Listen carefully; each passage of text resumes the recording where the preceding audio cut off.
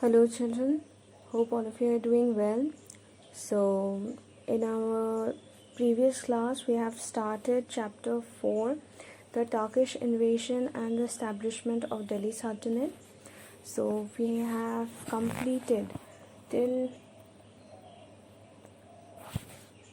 page 33, Chandelas of Bundelkhand. So our next topic is Muhammad Ghori. So who was he? He was the ruler of Ghor, located in northwestern Afghanistan near Ghazni. He decided to conquer India and enhance his kingdom with India's wealth. The most important battles fought by him was First Battle of Tarain and Second Battle of Tarain. What happened in the first battle? So, in the year 1191 CE, Prithviraj Chauhan, who was the Rajput king of Delhi and Ajmer, was attacked by Ghori. But Prithviraj Chauhan defeated him and Ghori went back to his kingdom. But he came back to take revenge of that defeat in the second battle of Tarain. And this time, since he was much more powerful, so Prithviraj Chauhan formed groups of Rajput. But Jayachandra of Kannauj refused to take part in this battle. And this time, Prithviraj Chauhan was brutally defeated by Ghori. So the throne and the kingdom went back in the hands of Ghori, and after 2 years, he attacked Jayachandra and defeated him. Ghori appointed Qutbuddin Aibak as his viceroy. So viceroy means a person who ruled on the behalf of his king or queen. Okay.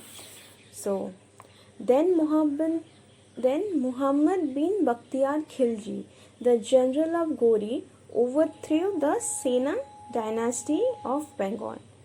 So many monasteries, libraries were destroyed, many monks fled to Tibet. Ghori was not a good ruler like Mahmud of Ghazni. Okay, neither he had any fascination for art and learning. And some historians believe that the founder of Turkish kingdom in India is Ghori. Okay. Now comes the Delhi Sultanate.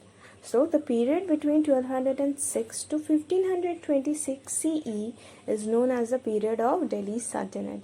Because why? Because the rulers were known as sultans and they ruled from Delhi, their capital. Okay.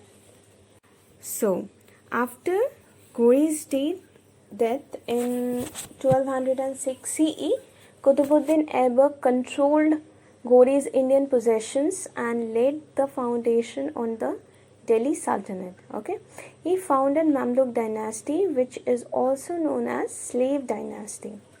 And Qutbuddin Aibak was a generous ruler. He ruled about 4 years, 1206 to 1210 CE.